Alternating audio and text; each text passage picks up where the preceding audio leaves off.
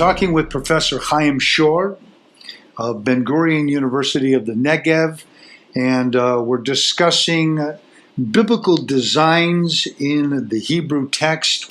Here is Professor Dr. Haim Shor, Department of Industrial Engineering and Management, talking about some of the things involving statistical analysis and cosmology, as referenced in his book, Coincidences in the Bible and in Biblical Hebrew.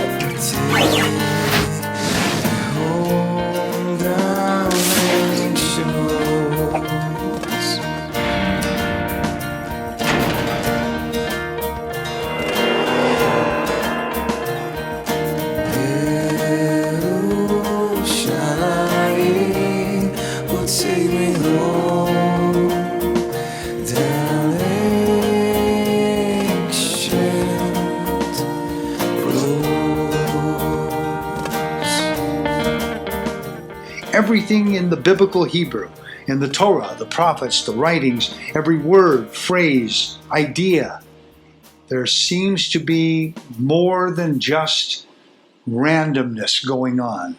There seems to be exact order. Things are being told to us that unfortunately are getting lost in translation between Hebrew and English.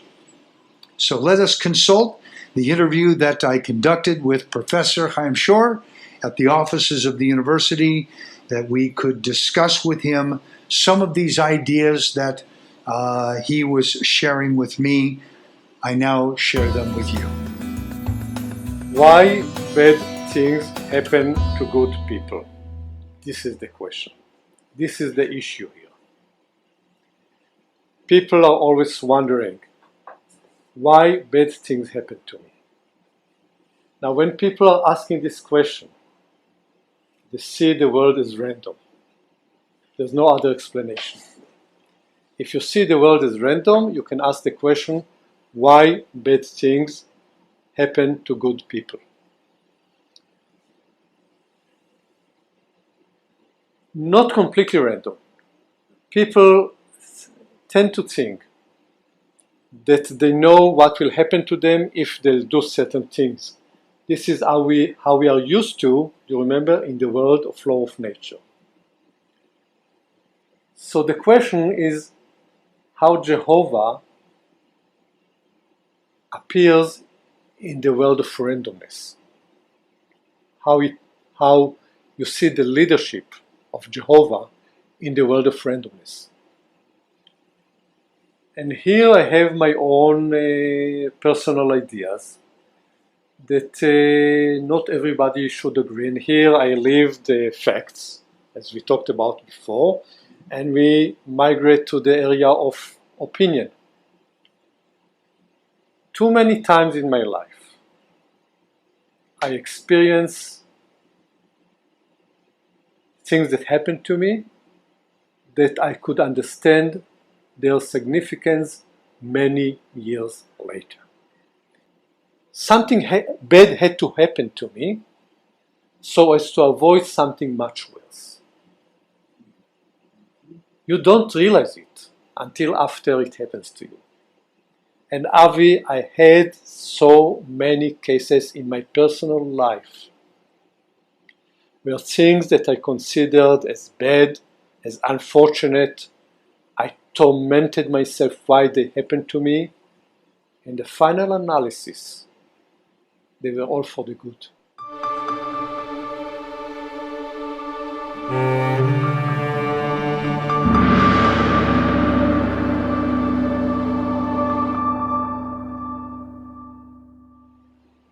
At the end, everything is good. And if it's not good, it means that it's not the end. I saw it in some movie, and this is an excellent sentence to conduct your life. If things are bad, it means it's not the end. In the end, everything is good. It's not just not obeying God. Im telchu imi bekeri, it means if you think that everything that happens to you is random, if you think that everything is random, you remember the world of randomness? If you think that in this world where you have free will, if you think that there is randomness there, and you ignore Jehovah, like Adam and Eve ignored Jehovah, I'll inflict you with 7 times the randomness. That's the Hamat carry. You walked with me with carry, with randomness, I'll show you what randomness is. Things will happen to you which you'll not be able to explain at all, if you think that everything is random. God is not obligated to us at all. Yeah. But again, I'm saying it again, if you read the prophets, they use the word Jehovah all the time. They don't use Elohim. Yes. Because Jehovah is morality and it relates to the world of randomness.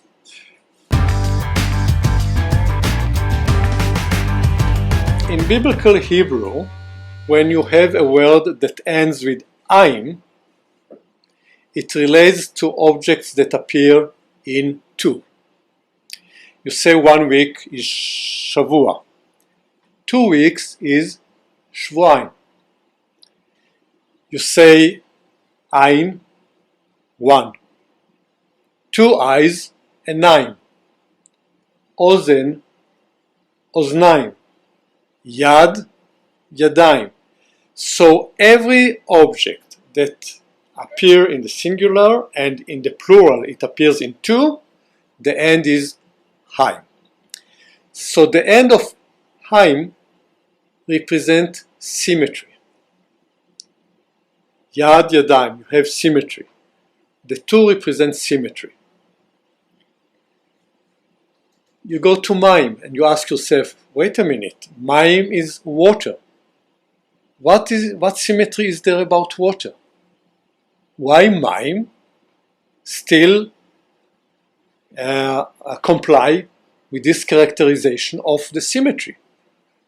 You go into physics and you find out that the water molecule is symmetric. The water molecule is composed of one atom of oxygen and 2 of hydrogen. Now if you put an axis and rotate, in theory, rotate the molecule around the axis, it is symmetrical. The 2 hydrogen around the oxygen are connected in symmetry. So physicists talking about the symmetry of the molecule of water. And here you have the word Mayim in Hebrew that has the same structure as all other words in Hebrew that represent symmetry. The most important thing, and I think amazing, is that also the name life implies symmetry. Haim. Why should life be symmetrical? Is it the afterlife? I don't know. But the fact is that life is also expressed in a word that implies symmetry. Like Yadayim, like Enaim, like Oznaim, like Raglaim, legs, they all imply symmetry. So this is also from a Jewish tradition, that they knew this property of Haim as implying symmetry, or 2, so they asked themselves, why is Yerushalayim of the same structure with Haim at the end? So their answer was, there is Jerusalem of down and the Jerusalem of above. Okay, and how about Hashemayim? Shamayim is also symmetrical, and I dedicate a whole chapter in the book about symmetry as the most basic property of the cosmos. Symmetry. You look anywhere in the sky, from your position as an observer on Earth, you see certain stars here, certain stars there, you don't think about the sky as symmetrical. But cosmologists point to the fact that the sky, the universe, is symmetrical. You don't have any preference to any position in the heaven. So the sky is symmetrical. No information. And this is how cosmologists describe the cosmos, the universe, at the Big Bang. There was no information. It was completely uniform, like in a desert. Now you take tohu vavohu. What words are derived from tohu vavohu, the two words in Genesis? Lithot is to wonder. Livhot, you have a patient in the clinic, sitting waiting for his appointment, and livhot, just to look, not seeing anything. Staring and seeing nothing. So tohu vavohu very fundamentally implies lack of information. This is exactly how cosmologists describe the universe at the moment of creation. No information. Since then, there is creation of information all the time. Uniformity. This is the description of the universe at the Big Bang. In terms of entropy, the physical concept, entropy was at its minimum at the moment of creation. Okay. So saying that there was chaos, on the contrary, chaos increases as the age of the universe increases. This is what physicists teach us. But tohu vavohu is an exact description of the world at the Big Bang. Well, the phenomena that we saw before about relations between generations, you remember father, son, grandson, we talked about underground water, lake, river, and so on, and about the tree. The same phenomena is repeated here. When you have a certain part of the body that is part of another part of the body, they share letters that appear in both words. Yerech and berech, for example. Yerech is a, how do you call it? Yerech? We call it a thigh. A thigh, right? Yeah. And berech is a knee, and knee is part of the thigh, right? Yeah. So berech and yerech, they share the same two letters. They have one letter different. I did a whole research about it. I even turned to the Nobel Prize committee to ask them to allow me to quote from a certain a speech by a Nobel Prize laureate about this finding. The root of ozen, of course, comes from balance. Moznaim in Hebrew is balance. Leazen is balance. So if you ask somebody, say at the beginning of the 19th century, why the ozen is called so, he wouldn't be able to give you an explanation. Today we know that the balancing mechanism resides in the ears. We didn't know it until the end of the 19th century. And I give the timeline of the research made in Europe in different countries until they came to the realization that the balancing mechanism is in the ear. They had no clue about it.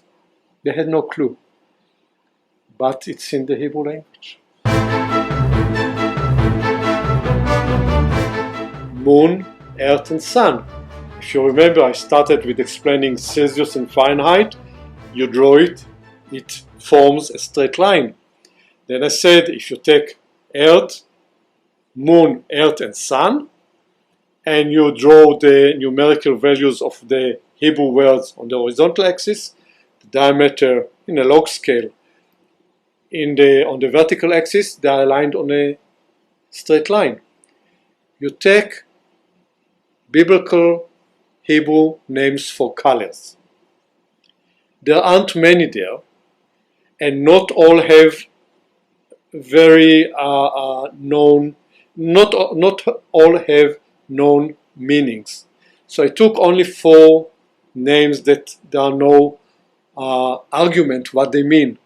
I took Adom, red, Tzahov, yellow, Kahol or Tchelet, blue, and green, which in modern Hebrew is Yarok.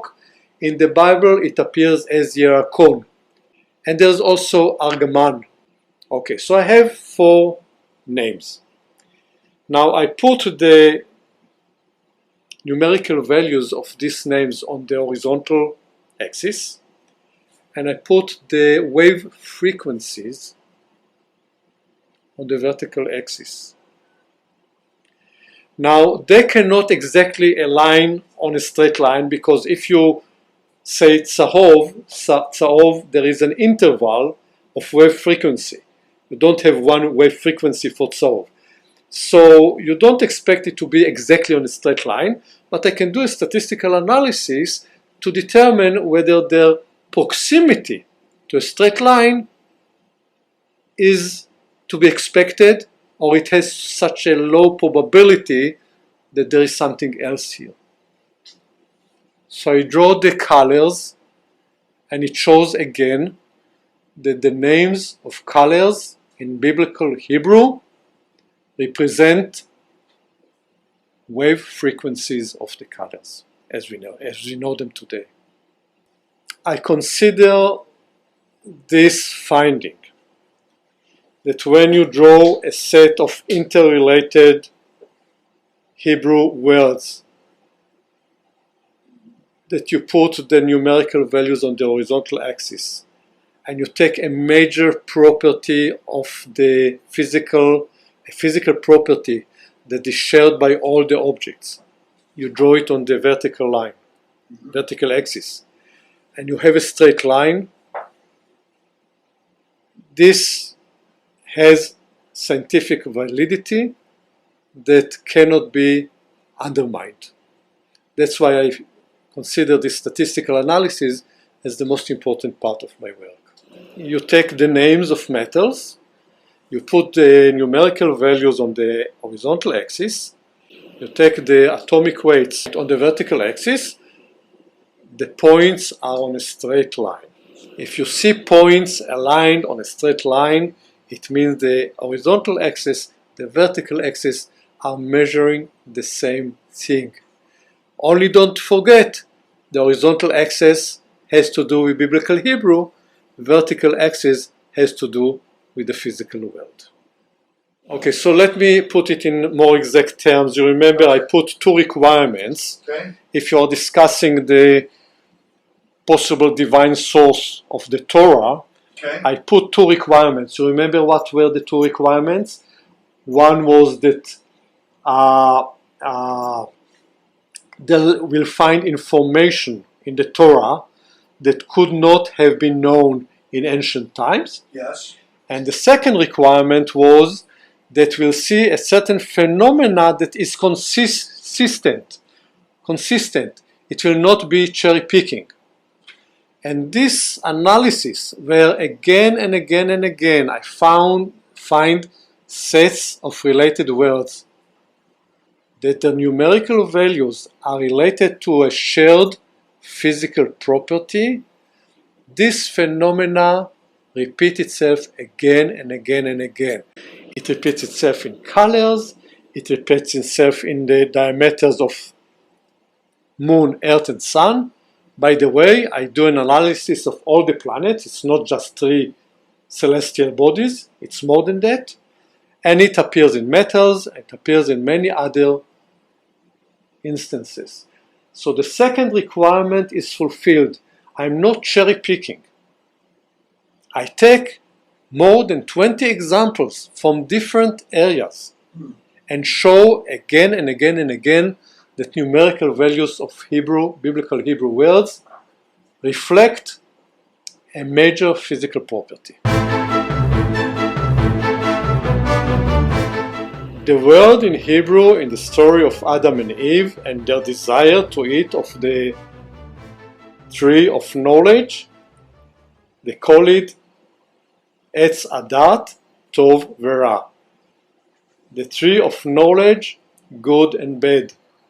There's no Hebrew word for evil in the story of Adam and Eve. The whole translation of good and bad into good and evil is, to my mind, wrong, because Adam and Eve were not interested in right and wrong. They were not interested in justice.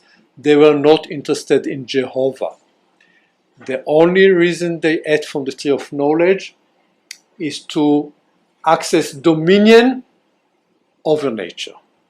That's why they used only the word Elohim, while the narrator 11 times relates to God by the two words Elohim, Jehovah.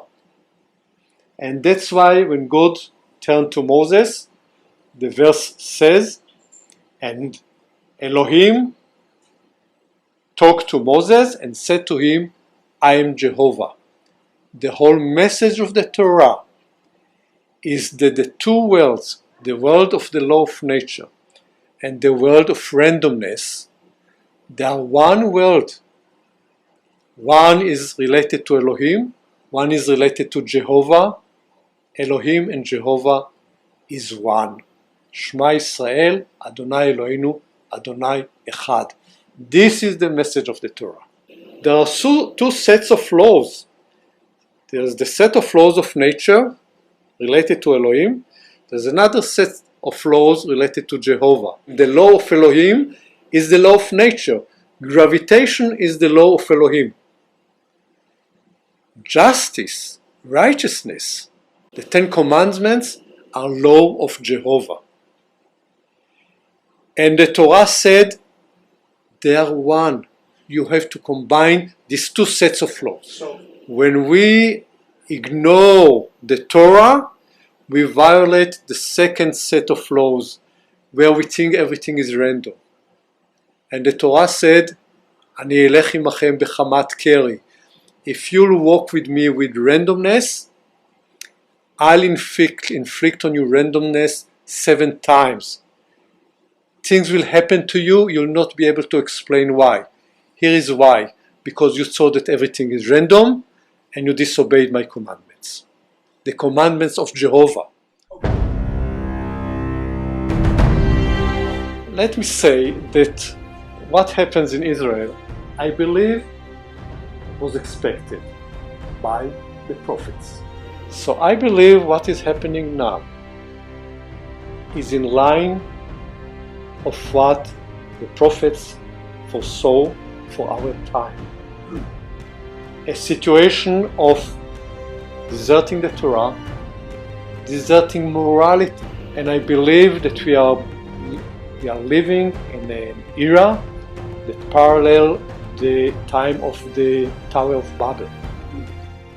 Tower of Babel and Adam and Eve, it's the same story. Adam and Eve wanted to eat from the fruit of knowledge in order to obtain dominion over nature. What did they want to do in the Tower of Babel? The same thing. To reach God and be like God, but God of Elohim. So I believe this is just a transition period where humankind have dominion over nature that we never had in history. But we have to come back to the morality and justice that was at the foundation of Judaism and also the foundation of the fathers of the American Constitution. Avi, I want to tell you how some of the ideas came to me, especially the statistical analysis. Okay.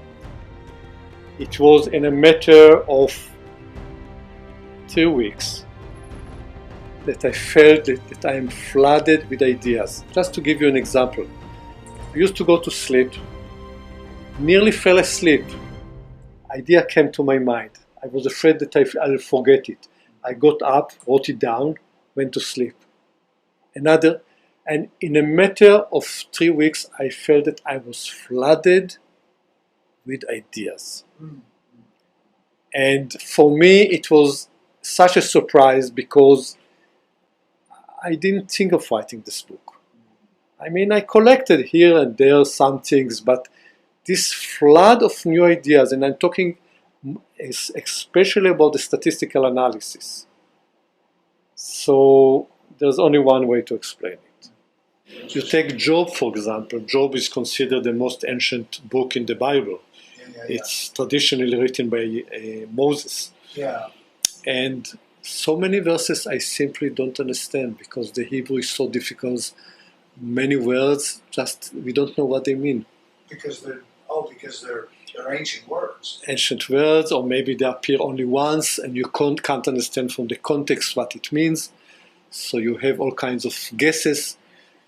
But I myself, if you experience difficulty, I have to tell you, I have my own difficulty. We're speaking with Professor Haim from the Department of Industrial Engineering and Management at Ben Gurion University of the Negev in Eretz Israel. I'm Avi Ben Mordechai. Everything in the biblical Hebrew, in the Torah, the prophets, the writings, every word, phrase, idea, there seems to be more than just randomness going on. There seems to be exact order. Things are being told to us that unfortunately are getting lost in translation between Hebrew and English. Thank you for joining us on today's program of Torah on Location. I'm Avi Ben Mordechai. Shalom.